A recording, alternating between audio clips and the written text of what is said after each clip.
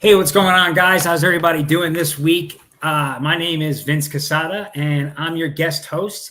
As our guy Ed is going to be off getting some new material for the Break Ed show, we're going to be doing a nice guest series for the We Like Sportz Show going forward. Welcome to the show. We've got our guest wrestling analyst on AIW analyst Dustin Alberty with us today. He'll be sharing some comments and stuff on wrestling as well. Well, hello. I am here.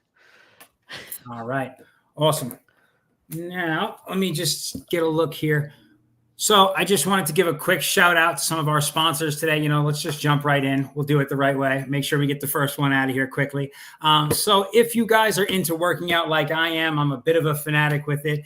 I use what's called Dubby. It is a pre-workout product. And so let me give it to you. You want energy? Let me give you that ad right. You want energy that you can drink and mix at home that doesn't give you the jitters or make you crash? If so, then try Dubby. There's a product with no calories, no sugar, no maltodextrin, no fillers, and no artificial colors. Dubby has great flavors such as Dragonade, Galaxy Grenade, Beach and Peach, and Dub Sludge. Head on over to dubby.gg and use the promo code We Like Sportz with a Z to get 10% off your order. Our friends at Dubby offer clean energy to help you be better. Rock and roll, guys. I use it as well, guys. It actually is a really great product. I'm in the gym 5-6 days a week. It does me great. So I'll try and bring a bottle on next time so you guys can check it out. I'll bring it on the show. So today's show, we got a few things going on. We're a week out now from the MLB All-Star break. The teams have been released for the American and the National, as well as the reserves and, of course, all the pitching staff. We have the Euro Championships going on in the soccer football world. Spain won today. All right, they won 2-1, guys. If you're a fan of the sport of soccer, it was pretty interesting. Lamine Yamal actually went ahead and scored the youngest age goal to be scored by a 16-year-old kid. Yes, he is a kid for La Furia Roja, the Spanish team, as they went ahead and won 2-1 against France today. They did advance to the final, and tomorrow the Netherlands and England will be playing against them, so they can. So they can figure out who's going to be going to the final against them. Any thoughts on that, Dust? I think, don't the English go like, it's coming home? Is that their thing? The English, it's coming home. They're probably going to lose the Netherlands and then time. Yeah, it's probably Italy's or Spain, right? You said Spain? Yeah, Spain won today. It's probably Spain's to win. Yeah, so Spain's a very young team. Pretty awesome. 16 years old. Yeah, I mean, like literally, that's like insane. A kid. That is a kid. Listen, we have guys in the major leagues at all sorts of ages over here in America. So, I'm not passing any judgment, but I'd be pretty upset if I was on France and I got knocked out by a kid. I mean, I don't know if I'd be upset about it. I mean, I don't know the exact story, but what's the story about the 17-year-old at the U.S. basketball? Do you know about that? Like the USA basketball Olympic, like when they were practicing, there's a 17-year-old who was just bawling on everybody. And it was like, I guess a 17-year-old kid is like out playing Joel Embiid because, why not? Well, and so I don't know if you've seen, what's his name? Tariq Hill. He posts videos all the time of young high school kids smoking him on the football field. Yeah, it's unbelievable. Listen, it's pretty amazing is what it is, I guess you could say, Yeah. So this past weekend, we were more on your side of the world. It was a big weekend for wrestling, right? WWE had the Money in the Bank event. What were your thoughts on that? Honestly, so I kind of get called out sometimes for being a bad wrestling fan because I'm not always the most on top of things. I did watch Money in the Bank, which was like one of the first times I sat down and watched a WWE show, like pretty much start to finish all the way through. I was kind of busy Saturday night, so I was watching it while I was doing a couple other things. I think that the CM Punk Drew McIntyre stuff is just kind of going nowhere fast. Like it's just, I feel like I know that CM Punk's hurt, so you can't like do anything about it. But I just think that it's like they can only go to the well so many times of like he screwed him out of this match. And it's like, all right. Like, and I think CM Punk's just kind of, I don't know did you watch Raw last night? I missed Raw last night. I was going to ask. CM Punk came out, cut a typical CM Punk promo about how, oh, I'm gonna get Drew, oh, this and that. And then Seth Rollins came out, said, hey, I told you, like, I don't care what you do, just keep your nose out of my business. You put your nose in my business. And I thought that was interesting because, like, there is like I don't know if you want to say a shoot to it, but like there is video out there of Seth Rollins saying CM Punk is a cancer to wrestling and he can stay away from WWE and he'd prefer that. So, I mean, there is like that aspect and that kind of interests me. But I mean, outside of a couple other things, like WWE is just kind of like, if it's on, I'll watch it. I'm real excited. Ethan Page just won the NXT championship this past weekend too on NXT. So that's a whole nother. That was a good one thing. Ethan Page, I'm here to talk AIW as well. Ethan Page was in the Gauntlet for the Gold back in, what was it? May, back in May. And then like the next week he was on NXT. So the last time Ethan Page was seen in an indie ring was in AIW in Cleveland.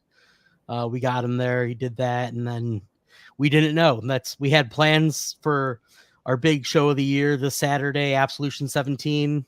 Nice. We had plans to have him be part of that, but he was like, I don't really know what's going on yet. Don't write it, put it down in pencil maybe. And then Tuesday night we turned on the TV and he was on the TV. That business seems way more cutthroat than when I was young. It does. People were kind of like had real hard allegiances, I think, when I was young. Now, you see them all over the place, kind of quick moving. So who are the headliners for your event for Absolution this weekend? Absolution this weekend. So the main event is Isaiah Broner versus Chuck Stone. I don't know. Are you at all familiar with independent professional wrestling? I'm learning about it as we go. I'll be totally honest with you. I just kind of heard that you were like you're just getting back into wrestling. That was what I was told about you. That's a fact. So I'm a big boxing guy getting back into wrestling. So this is a good, like, as far as independent professional wrestling companies in the United States go, AIW is like the tippy top almost. Like there's GCW, I guess, would be the like main, and then right below them would be like an AIW. Got a big show, like I said, Isaiah Broner versus Chuck Stone. Chuck Stone is the absolute champion. He beat Isaiah Broner back at the aforementioned Gauntlet for the Gold to win the title. It's like a rubber match. This is the rematch for the title. Isaiah Broner not super happy that Chuck Stone, a little bit devious, a man by the name of the Duke kind of got in the way. The Duke has his little crew, Cash is King, which we could talk about them as well. They have all the gold right now. Eric Taylor is the Intense champion. He is going to be in a 3-way ladder match with former Intense champion Wes Barkley and like maybe one of the biggest names on the independent wrestling scene, Alec Price. So we got a ladder match, which is, I mean, if you've never seen a professional wrestling ladder match, pretty much car wreck. We just talked about Money in the Bank. If you watch Money in the Bank this weekend, you saw two just mind-blowingly, like, I don't want to say stupid because stupid's not the word I want to use, but like, man, those people beat the shit out of themselves. Like, it was crazy. We've got, and then they also have the tag team champions, Money Shot. They are taking on former tag team champions themselves, PME, the Philly Marino Experience. The big match that like most people are talking about right now, especially here in Cleveland, because he is the voice of the Cleveland Browns on the radio. Nathan Zagura is a commentator at AIW as well. Okay. He, I say he went out there to kind of play wrestler and got in the Gauntlet for the Gold, eliminated one of the members of a tag team called Members Only, Calvin G. Lewis, eliminated him. Malcolm Cambridge, the other member of Members Only, came out into the Gauntlet. It's a Rumble Royale, Royal Rumble style battle royal is the Gauntlet for the Gold. Malcolm came in. Malcolm kind of hoodwinked Nathan Zagura, I'd say, and made him feel like he was, maybe we'll team up and take him on. And then he eliminated Zagura. Zagura wasn't happy about it. And then Members Only beat up Nathan Zagura outside the ring. Nathan Segura called them out at their last show, AIW Shook Ones. He called them out, said he wanted to take them on in a match. Members only both walked into the ring. He said, hey, I said like a match one-on-one. There's 2 of you. I've got a team. He called out the tag team, as we call them. It's a former MMA fighter. He was in the UFC for a while, light heavyweight contender, pretty much. Filthy Tom Lawler. I know you're into boxing. I don't know if you know MMA at all. Filthy Tom Lawler, pretty legendary name in the MMA community, known for his antics. And the Intense icon, Joshua Bishop, who, if you did watch Raw last night, up in Ottawa, Ontario, Canada, somebody had a sign that said, sign Josh Bishop. Like, he's just building his name bigger and bigger. They came out. Them and members only brawled all over the place. And then Jeff Jarrett's music hit. I know you're just getting back in wrestling. I don't know if you remember Jeff Jarrett from when you were a kid, probably even. I mean, most people know who he is just because he's been around for ages. 40 plus years in wrestling. 40 plus years in wrestling. The guy has been there, done that. Multiple time Hall of Famer, multiple time world champion. His music hit, and his wife Karen came out, said, hey, we have some business with members only. We've in the past, Jeff Jarrett had helped out members only, and members only, they ended up rolling up the tag team, getting the pin real quick, hit the thing. Karen said, hey, Jeff said that he's couldn't make it tonight. And then out of nowhere, Jeff came from behind, hit Josh Bishop and hit Filthy Tom Lawler with the chair, hit Nathan Segura with the chair, and then put a guitar over Nathan Segura's head. And if you go back, watch Brown's Daily, you could see for a couple days, Nathan Segura's neck was messed up. He was in a neck brace. So he made the challenge for Absolution, Unilap Brawl, whatever that means.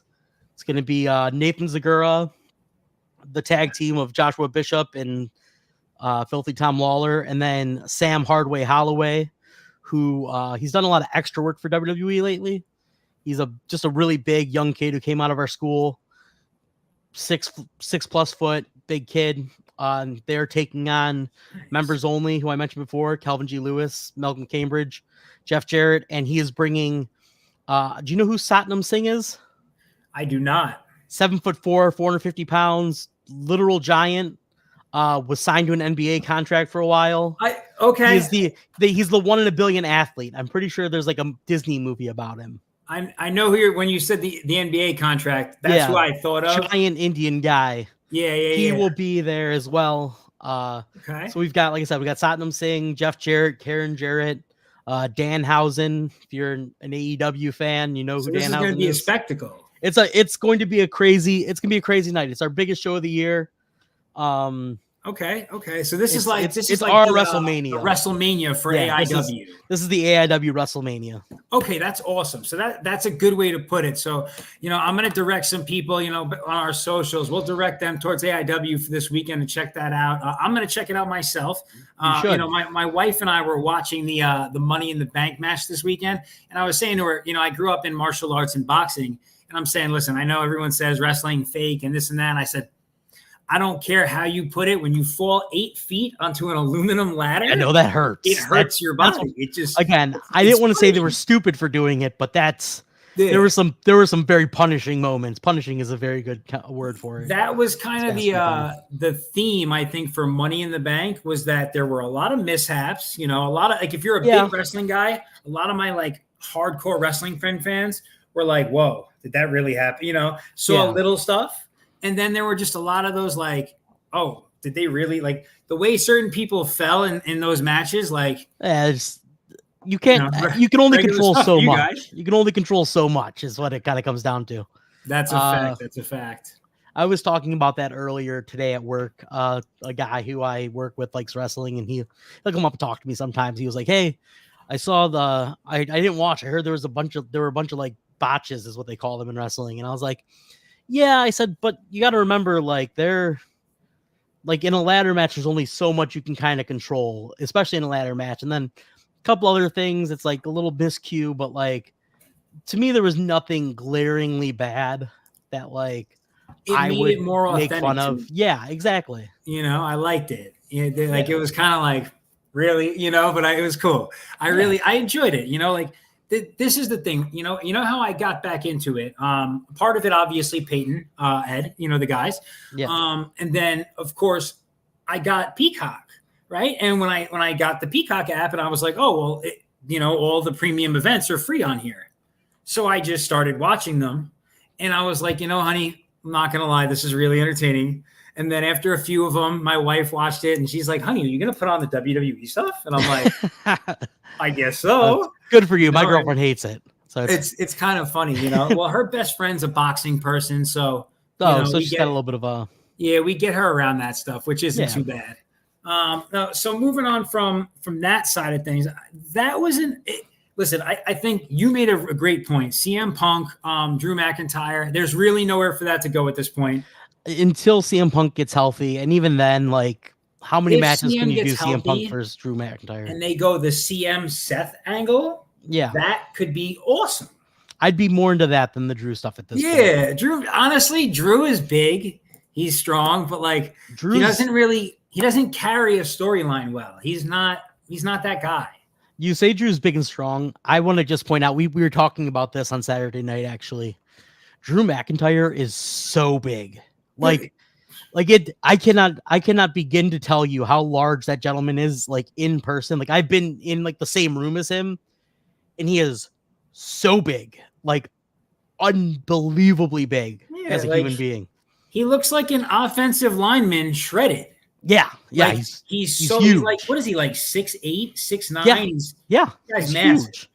Huge. It's I always love to point out how big some of these guys are, because my wife was looking at Jey Uso and she was like, he's like your build. And I'm a dad, whatever. And I'm like, nah, trust me, honey. He's bigger than me. And she's like, you think so? And I'm like, I'm 5'9". I'm sure he's bigger than me. Oh yeah.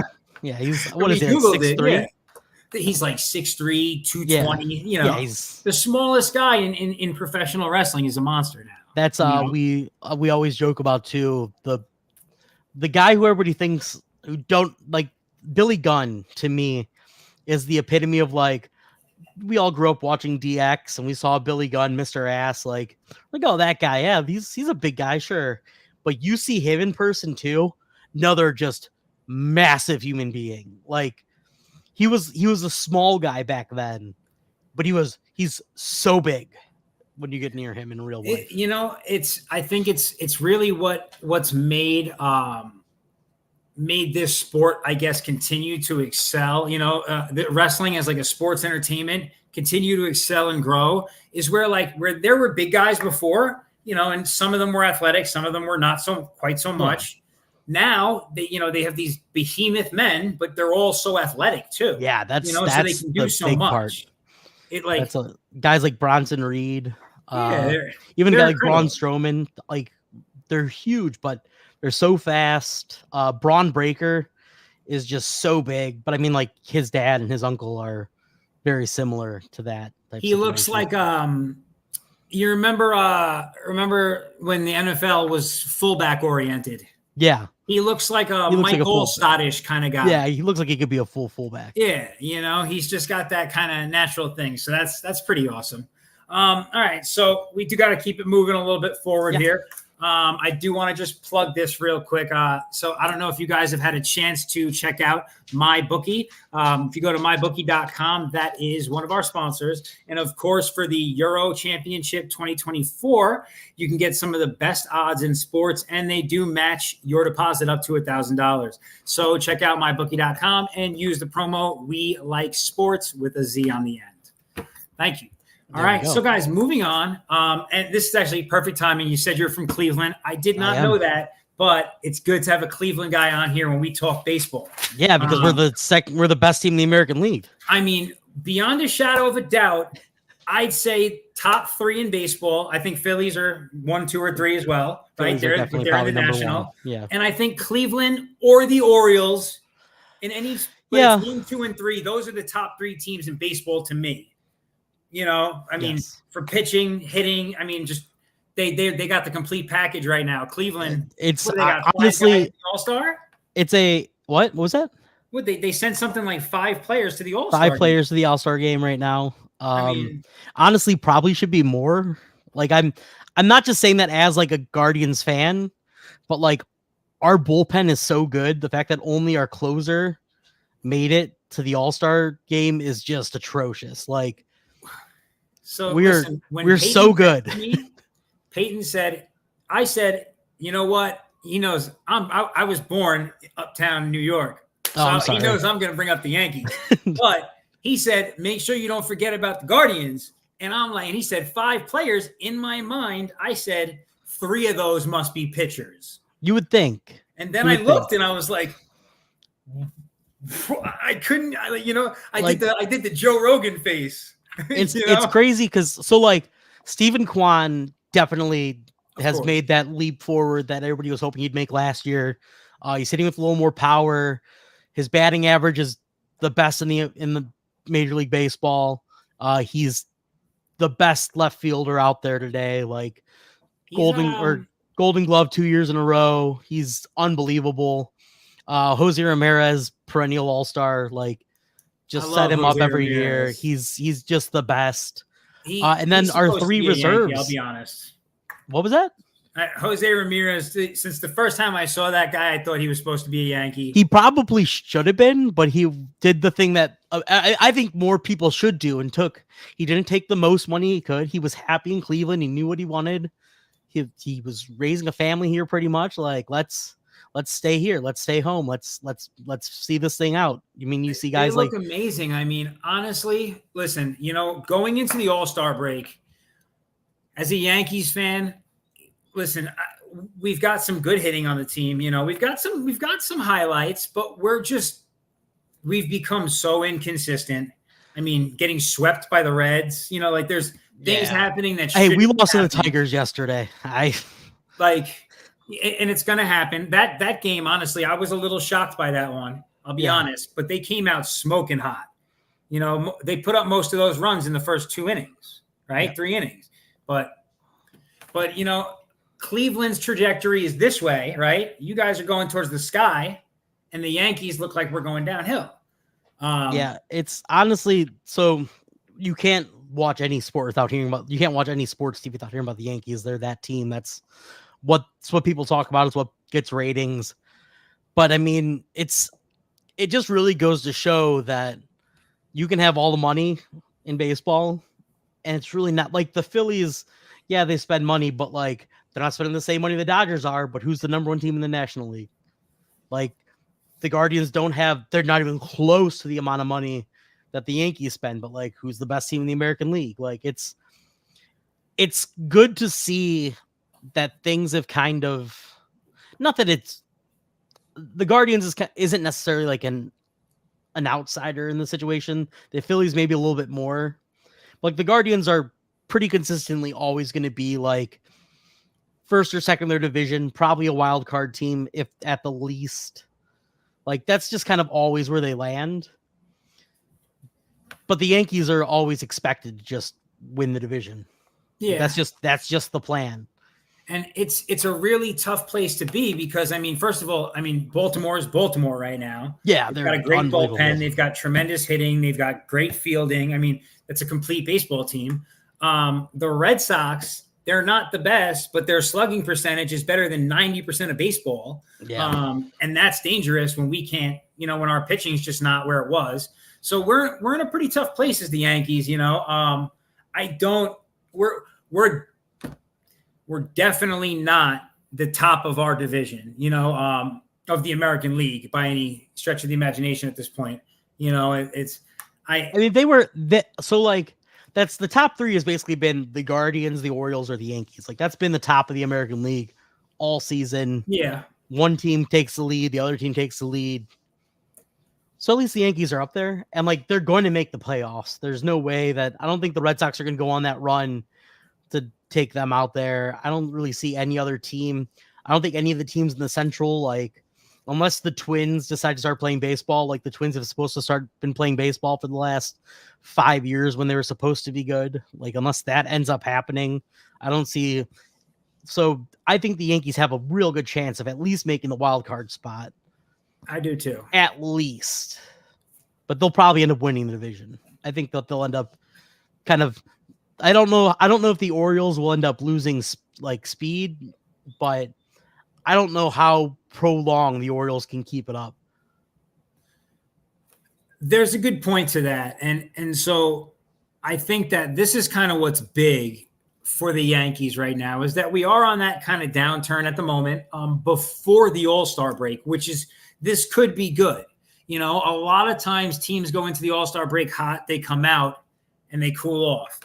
Maybe what we need is to be cooled off going into it, take this little time to get it together, you know, and kind of restart ourselves after that, you know, and that's what I'm hoping for as a Yankees fan. I'd like to be competitive. I do see us going to the playoffs. I do, you know. What are your thoughts? You know, I mean, listen, so I'm going to read you off. What would you change on this, right? The American League starting lineup, right? We got Adley Rutschman at catcher, Vlad Guerrero at first. Second is Altuve. Third base, you got Jose Ramirez. Yeah. Shortstop, you got Gunnar Henderson. And then the outfield, you got Judge, Kwan, Soto, and the DH is Jordan Alvarez. What do you think about that lineup? There's nothing to change about it. I mean, those are all all-stars. Like, maybe first base, maybe it's just the homerism in me. Josh Naylor had I think in May, he had almost a 400 batting average. Like, Josh Naylor has been playing out of his mind well, and some of the plays he makes at first base are insane. But again, that could just be the homer in me. I watch every game pretty much. I'm not watching now. If you're wondering, they are winning right now 3-0 at the top of the first. Josh Naylor hit a 2-run home run. Speaking of my guy, Josh Naylor. That's, you know, and so honestly, Naylor's that's the change I would make as well. First base, that's maybe the only one. Naylor defensively, it's a no-brainer. Yeah. You know, it's a no-brainer. And his batting average, like you said, the last 3 to 4 weeks, you know, I'm into sports gambling, so I pay attention to those last 10 game stretches. Yeah. You know, and his last 10 games, he's batting, you know, somewhere around 380 or 400. I mean, it's a retarded number, you know, but it's crazy. It's crazy. Great. It's great, you know, for fans. So like that's the other thing too. Like, as a Guardians fan, the past 3 years of watching like this really good young team, like, do really well, but like never have batting. Like, pitching is lights out, offense is lights out, but like, or defense is lights out, but like there's no offense. Like, hit a single, hit another single, hit a double, drive a couple guys home, hit another single. Like, that was Guardians baseball and like, look, I love base running, so don't get me wrong, I like watching it. But these guys now, like Kwan is hitting triples and doubles instead of just a single. Like, Kwan found power. Naylor is finally like in that groove that everybody hoped he'd be in the last couple of years. Jose Ramirez is hitting better than he's hit in the last couple of years. Like, finally this team is hitting. And then you got guys like David Fry, who is going to the All-Star as a DH. Like, I mean, what's important is that you have a guy like Kwan hitting doubles and triples when people are on base. Yeah. He's driving your leadoff guy. In. You know what I mean? Like, he's getting those ribbies, and that's what's huge. These guys aren't just – so, like, the Yankees are notorious for having this, and this year we're doing pretty good with, like, driving our runs in. But it happens often where we see our big hitters just cranking balls out of the park, you know, getting big hits, getting on base percentage, great, but ribbies are down. You know, Kwan is up there. He's looking great. That's 100%. The RBIs on this team, too. Unbelievable. The RBIs on this team. It's honestly, you know, and like, I don't want to sound like a New York guy, but I'm going to sound like a New York guy. Enjoying watching a Cleveland team in sports is a rare occasion for me. Trust me, it's a rare occasion for me too. And I believe it. But listen, you know what? Being a New York fan has not been easy for a long time now, by any stretch of the imagination. I'm a Giants fan. I got Danny Jones next year. Pretty recently. I mean, let's just not really, you know. But the dog pound, I love the Browns. I love watching them. But Cleveland is genuinely, and you know, the Guardians get me excited to watch baseball. And you know, that hasn't happened in a long time. It's an exciting brand of baseball too, which is nice. Yeah, it is. It is, absolutely. And it's like, it's kind of funny actually, because like growing up with like the movie Major League, Yeah. You know, I like seeing this team building their identity. You know, it's obviously it's not that identity, No. but you know, like I've got yeah. that like bad boy mentality in the back of my head. So when I see them go out there and just start lighting it up, I'm like, oh, this is those guys right here. I love it. They're the underdogs. They know they're the underdogs, and they're completely fine with being the underdogs. I mean, listen, man, they keep playing the baseball they're playing. There's no reason they're not going to win out, and there's no reason that we're not going to see them in the playoffs. It's just what it comes down to keeping that pitching staff healthy, I think. Yeah, that's honestly like what is the biggest bummer about this season is our bullpen is playing so well and our starting pitching just isn't what it was. Like our starting pitching for the last 3 years has been, again, I say we have the best bullpen in baseball right now. We had the best starting pitching for years, but like Tristan McKenzie fell off hard this year. Shane Bieber pitched 2 games. It was the only person who would pitch better in 2 starts in their like 2 games starting was him. Like the only other person who had pitched as well as he had, I can't remember the exact stats, but there's like 4 stats that were just like unbelievable. Like there was like innings pitched, strikeouts, like walks, like were all like insane numbers. He was the only other person who had numbers like that, and that was the year he won the Cy Young a couple years ago. And then he got hurt, and it does seem shot like the entire lineup. I'm sorry to interrupt, but it does seem like Cleveland's going to the bullpen a lot earlier in games. You know, we're seeing the bullpen in the 5th inning. And that, you know, I mean, you at least you want your starters, right? We want to see them get through 6 innings essentially nowadays, right? At least 6. 6. Realistically, it should be more. I mean, I grew up with people pitching full games. Yeah, that's I'm the same way. I'm a full games guy. Like I get so mad, especially when somebody like Tanner Bybee, one of our starters, he's had a couple games now where he's just pitching lights out through like 7, and then they pull him, and I'm like, come on, this guy is doing so well. Like I know he's got 86 pitches, but like, let's go. Like, and that's what like so like when I was growing up, 100, 110 was that number where they were like, all right, maybe we got to start looking at taking them out. Yeah. Well, if you had a pitcher pitching gas in the 7th inning, and he went out of it on his own, you did not pull him in the 8th. You know, you went into the 8th and said, "Hey, here's your ball. Go do what you're doing." You know, you let them give it up. Like you don't, you know, but they don't do that too much nowadays. And so I was discussing this with somebody. Now when you see a bet in baseball, right, it's like over 4.5 Ks. What do you mean over 4.5? I would hope he's throwing over 4.5 Ks. Yeah. You know, but it's not. That's the big thing too. Over is 9 or 10 anymore. Yeah. Yeah. Now it's 5 or 6 innings. Over 5 Ks is good in a game. I mean, this kid Paul, what's his Skeen and Skeens in Pittsburgh. That dude is unbelievable. I mean, he's throwing 8 or 9 Ks a game, and you know, people love him. You know, first season All-Star. Yeah, and he's pitching 97, 98 every single time. He's playing baseball like it was 2000. Yeah. Yeah, which is awesome. You know, it's great. Yeah. Honestly, it's really exciting. I like to see that in Pittsburgh, to be honest. Yeah. I went to West Virginia University, just south of there. Yeah. And, you know, Pittsburgh's a great sports city. So I'm excited for them this year. I think that they got some good things coming back. So should be good. All right. So real quick.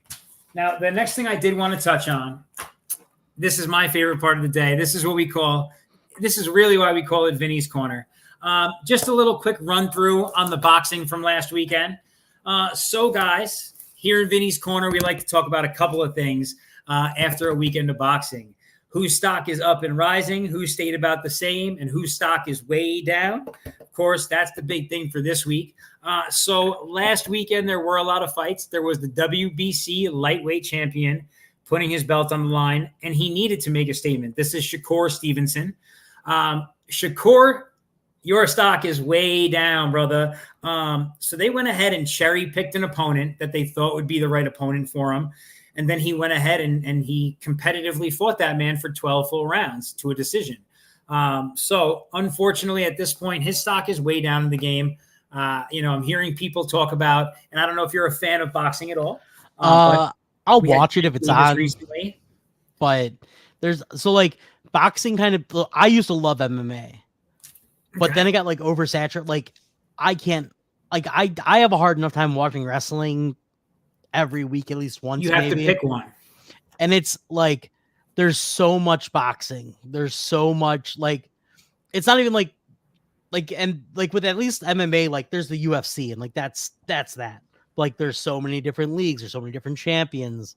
There's so many different like weight classes. It becomes so much to like try to keep up with that. I mean, there's like the big fights that you hear about. And like I said, I'll sit down, I'll watch a fight. I'll take a look at what's going on. If Jake Paul's fighting, I'll at least keep up hoping that he gets knocked out. But, you know, it is what it is. Jake's great for the sport, man. He is great for the sport. That guy. He's a marketing machine. He's going to get knocked out by Mike Perry. I'll tell you that. I think so too. I think Hopefully. so too. And I hope so. I mean, I hope so. Listen, here's what, want to know why he's awesome? This guy, because of things like this, that fight card is a real boxing card. Yeah. And then it just has Jake Paul as the headliner. Yeah. So he gets good fights on the card to get showcased. So you get to see good talent. He's good for the sport. I don't know that he's ever going to do anything legit, but like, just like, listen, as a pure wrestling fan, you can't love Logan Paul, but you can't really hate him right now either. Look, I love Logan Paul. I am that guy. Like, he's somebody who knows what it takes to be a wrestler. And if I wasn't talking to you right now, I'd probably be up at the school watching some of the new kids training, getting into like to know what it takes to get to the level that he's at and the amount of time it took him to get to where he's at. Like, he is so good for somebody who, I mean, realistically really hasn't wrestled much. Like, the only wrestling matches he's ever had have been on TV, and he's had what, like 8 matches. Like, that's insane. And every single one of them is just a banger. Yeah, no, I mean, listen, I find him and his brother to be so obnoxiously amazing. Yes. Right? Because people in our society will watch any nonsense, but that has zero value. I, as a fan of the sport, see how they are elevating it. Definitely elevating it. All of a sudden, it's all over ESPN. It's on. It's everywhere again. You know, and that's huge. That's amazing. Yeah. You know what I mean? Like, I'll never take away from what these guys are doing. Logan, how many young kids who would never have gotten into wrestling are wrestling fans because of Logan Paul? Yeah, 100%. And that's like you mentioned boxing. Like, boxing needed a Jake Paul so bad. Like, boxing was practically dead 10 years ago. Listen, it's weird. People say that all the time. They've been saying that for the last 20 years. But then for some reason, any boxer who has no name in the world gets paid 10 times as much than everybody in UFC for one fight. But I think part of that, I agree with that too. But I think part of that is the system in which boxing is built. Like, it's boxing has more money in it than I think people really even know. Yeah. How much of that money is clean, how much of that money is dirty is probably so mixed up now based on, I mean, boxing is arguably the oldest sport in the world. Yeah.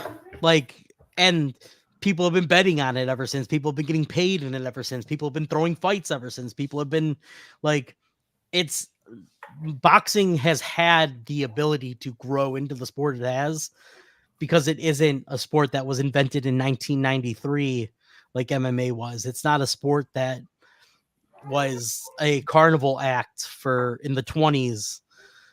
Like, and that's just kind of what it was. It was always exciting to watch. And I think that's where the money in boxing is. And I think that's why they always will have money, because it's such an old sport that it's old money at this point. Yeah. And it's a part of that is true. And then there's just like it's human nature. And that's why, like, anything combat, people are going to watch. The possibility of someone getting knocked out is too good for people to be like, I'm not watching this. Oh yeah. You just can't help it. Yeah. You can't help if you see like crazy knockout 5th round and then you see the video, you're going to stop and watch the video. Like, I'm not going to not stop on X while I'm scrolling. I'm going to sit there. I'm going to watch it. Yeah. And listen, man, that's it. Listen, it's what it is, you know, and you raise a really interesting point, right? You know, talking about like the money that's in this sport, you know, and there's a ton of it. right? We now have Saudi money in the sport, Oh right? yeah, Saudi money is different, Right. And it's a so different now kind of like, money. and right, this money can be coming from any number of directions, right? But it's there, right? So, Yeah, you know what I mean? Like now we've got, and they're not just doing it on their soil. So now we have a huge event, August 3rd in Los Angeles. There's going to be 5 different title fights on the event, and it's being headlined by like the biggest American boxer right now, Terrence Bud Crawford. You know, and so it's a tough sport to kind of put down because someone's always, you know, there's someone that's always knows how to make money with it, you know, and there's someone who's always going to want to watch someone else get beat up. You know, it's just it's one of those things. yeah, So, no, I agree. yeah. It's just so much to keep up with. That's why I can't be into boxing like that. Like if I grew up in it, like I grew up like my dad watched Mike Tyson fights, but that's because like my dad was a 20-year-old dude who wanted to watch Mike Tyson fight. And like I get that completely as a dude who was 20 years old and just like watching UFC because I liked watching. But like I'm also the type of person who I'm not watching it because like if I was growing up when Mike Tyson was, I would have watched it because like I wanted to see every fight. I wanted to see what things work. That's just the person that I am. Like my dad wasn't that kind of person, so I never really got drawn into it like that. And I think a lot of getting into boxing is growing up in it and like immersing yourself in it. Like if you're a 30-something-year-old dude and you're like, oh, I'm gonna start watching boxing, there's a lot to catch up on, especially if like you don't know what you're into.